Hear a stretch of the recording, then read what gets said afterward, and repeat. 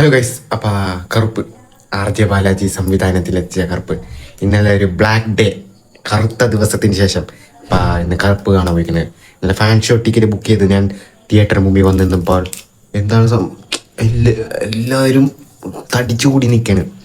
അവർ പറഞ്ഞ് പൊക്കോളാനിട്ട് ലൈസൻസ് കിട്ടിയിട്ടില്ല. അപ്പം അങ്ങനെ ഇരിക്കുമ്പോഴാണ് എൻ്റെ ഒരു കൂട്ടുകാരനെ കണ്ടെത്തിയത്.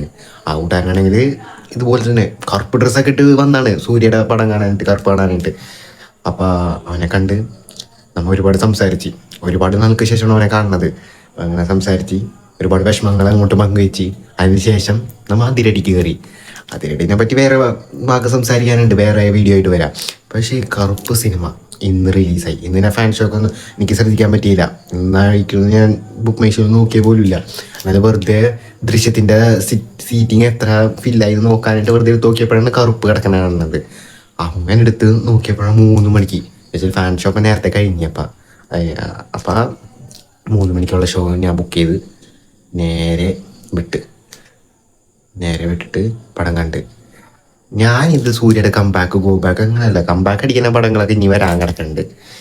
എനിക്ക് സൂര്യനെ കണ്ടത് ഇതിനകത്തൊരു ഭയങ്കര പൊട്ടിത്തെറി BGM ഉണ്ട്.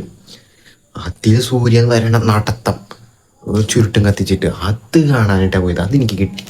അതാണ് ഇതിൽ പ്രധാനപ്പെട്ട കാര്യം എന്ന് പറയുന്നത്. എനിക്ക് കിട്ടാനുള്ള സാധനമൊക്കെ കിട്ടിയിട്ടുണ്ട്. സെൻസിറ്റീവായിട്ടുള്ള കാര്യങ്ങളൊക്കെ അതിന് തുടക്കം തന്നെ പറയണത്. ഞാൻ ചേച്ചി എന്ത് ക്ലാസ് ആയിട്ടാണ് എത്തിച്ചത്. RJ ബാലാജിയുടെ പടമാണ് ഇങ്ങനെ ക്ലാസ്സൊക്കെ ആയിട്ടെടുത്ത്. മുക്കുത്തിയമ്മലിനൊക്കെ കുറച്ചുണ്ടെങ്കിലും ഇതിൽ ഇങ്ങനെ എടുക്കുകയാണെങ്കിൽ സെക്കൻഡ് ഹാഫ് ഇപ്പം ഇങ്ങനെ സെക്കൻഡ് ഹാഫ് വന്നപ്പോഴാണ് ഭയങ്കര കൊമേഴ്ഷ്യലി ബ്രെയിൻ റോട്ടൺ സാധനത്തിലേക്ക് പോയത്. നെഗറ്റീവ് പറയാനുള്ള അവിടെ നെഗറ്റീവ് പറയാനൊന്നുമില്ല. അവിടെ ഒരുപാട് റെഫറൻസുകൾ വരുന്നുണ്ട്. ചിലർക്ക് ഇത് ഇഷ്ടപ്പെടാൻ, നമുക്കൊക്കെ ഇത് ഇഷ്ടപ്പെടും. നമ്മൾ നല്ലോണം എൻജോയ് ചെയ്തിട്ടുണ്ട്. ലിയോത്തെ കോഫി ഷോപ്പ് സീനൊക്കെ അതൊക്കെ പിന്നെ സിംഗം അതൊക്കെ ഭയങ്കരമായിട്ട് വൈബ് അടിച്ച്. എനിക്കും എൻ്റെ കൂട്ടുകാരന് മാത്രം ഇട്ടാ. ഓഡിയൻസ് ഭയങ്കര മോശമായിരുന്നു, ഭയങ്കര മോശം ഓഡിയൻസ് ആയിരുന്നു നമ്മുടെ ഒപ്പം ഇരുന്നത്. എന്തിനാണ് നിങ്ങൾ ഇങ്ങനത്തെ സിനിമ വരുമ്പോൾ ഭയങ്കര അടിച്ച് പൊളിച്ചാൽ കാണേണ്ടത്? എനിക്കപ്പോൾ റിഗ്രറ്റ് അടിച്ച്. ഇതിന് മുമ്പുള്ള ഷോക്ക് വരികയാണെങ്കിൽ ഭയങ്കര ആഘോഷമാണ്. കാരണം അവിടെ പേപ്പറൊക്കെ ഒരുപാട് പേപ്പറൊക്കെ വലിച്ചെറിഞ്ഞിട്ട് ഒരുപാട് കച്ചറ പോലെ ഇങ്ങനെ കിടക്കണ്ടായിട്ട് അത്യാവശ്യം ഭയങ്കര അടിപൊളിയായിരുന്നാണ് പറയണത്. പക്ഷേ ഇപ്പം ഓഡിയൻസ് ഭയങ്കര മോശമായിരുന്നു. അതാണ് സെക്കൻഡ് ഹാഫ് നമുക്ക് ഫസ്റ്റ് ഹാഫ് നമുക്ക് ക്ലാസ് ആയിട്ട് കാണാം, സെക്കൻഡ് ഹാഫ് ക്ലാസ്സും കാണാം, ഇൻ്റർവെല്ലെത്തുമ്പോൾ മാസും കാണാം. സെക്കൻഡ് ഹാഫ് മാസമാണ് ഫുള്ളും കൊമേഴ്ഷ്യലി, ഭയങ്കര കൊമേഴ്ഷ്യലി റെഫറൻസ് ഗുഡ് ബാഡിയൊക്കെ കളിയൊക്കെ പോലത്തെ ബ്രെയിൻ റോട്ടൺ സാധനങ്ങളൊക്കെയാണ് വരുന്നത്. അപ്പോൾ സെക്കൻഡ് ഹാഫിൽ ഒരുപാട് സീൻസ് നമ്മൾ കൈയടിച്ച് കൊടുക്കുന്നുണ്ട്. പിന്നെ ചില സീൻസൊക്കെ ഇങ്ങനെ പോകുന്നുണ്ട്, ശ്രദ്ധിക്കാൻ നിൽക്കാനില്ല ഞാൻ.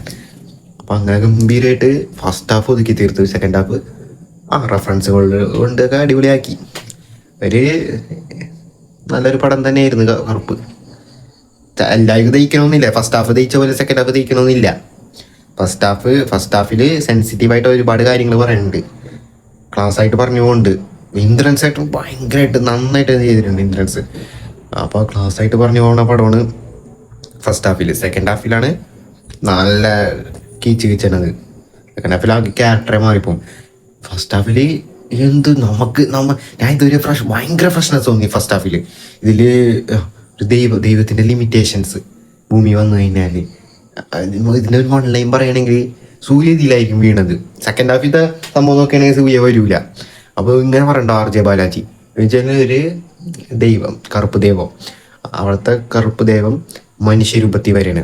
എന്നിട്ട് കോടതിയിലൊരു കേസ് അറ്റൻഡ് ചെയ്യണേ. ആ കേസ് ആ ദൈവം തോക്കുകയാണ് നമ്മുടെ ഇവിടുത്തെ കോടതിയിൽ. അതാണ് ഓൺലൈനായിട്ട് പറഞ്ഞത്. അപ്പോൾ സൂര്യ മനസ്സിൽ ഒരുപാട് ജൈവീമൊക്കെ ഭയങ്കരമായിട്ട് കടന്നു പോയിട്ടുണ്ട്, ഒരുപാട് സീൻസൊക്കെ. അപ്പോൾ ഇത് സൂര്യ നോക്കി കൊടുത്തിട്ടുണ്ടോ, അതായിരിക്കും ഇതിൻ്റെ ഓൺലൈന്. പിന്നെ സിനിമ കമ്മിറ്റ് ചെയ്ത ശേഷമായിരിക്കുള്ളൂ കാര്യങ്ങളൊക്കെ കാണുന്നത്.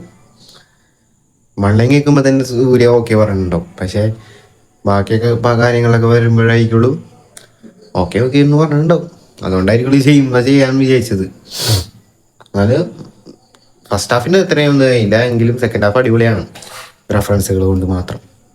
അപ്പം നിങ്ങളുടെ അഭിപ്രായം എന്തായാലും താഴെ കമൻ്റ് അടിപ്പിക്കുക.